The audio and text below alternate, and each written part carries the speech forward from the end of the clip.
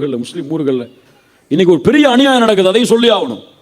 கல்யாணம் முடிச்சு முதல் மாசத்திலேயே மாப்பிள்ளை வெளிநாட்டுக்கு வந்துடுறாரு. 4 வருஷம் கழிச்சு தான் திரும்பி போறாரு. இவர் எதுக்கு கல்யாணம் பண்ணி வைக்கிறீங்க? ஸ்கைப்லையும் வாட்ஸ்அப்லையும் குடும்பம் நடத்துறதுக்கு. என்ன நடக்கிறது? அநியாயம், துரோகம். ஒரு பெண்ணுடைய கடமை மறுக்கப்படுகிறது, ஆணுடைய கடமை மறுக்கப்படுகிறது. பிறந்த பிள்ளைய பார்க்காம வெளிநாட்டில் உட்கார்ந்து வேலை செஞ்சுட்டு உட்கார்ந்து இருக்கிறாங்க. என்ன தேவை? வீட்டில் உட்கார்ந்து ஒரு பொட்டி கடை வச்சு பழச்சிட்டு போகலாம், துணியை வச்சு பழச்சிட்டு போகலாம், மனைவி மக்களோட குழந்தைகளோட வாழ்ந்து. அல்லாஹ் அதற்கு வசதி கொடுக்கவில்லை என்றால் அல்லாஹ்வின் கதவை தட்டுங்கள். கேட்கிறது என்ன குறைஞ்சு போச்சு? அல்லாட்ட வசதியை கொடியா, அல்லாஹ் மனைவி மக்களோட வாழணும். அல்லாட்ட கதவை தட்டாம வெளிநாட்டில் உட்கார்ந்து கம்பெனியில் சம்பளம் கொடுக்கல கதவை தட்டிட்டு உட்கார்ந்து என்ன பிரயோஜனம்?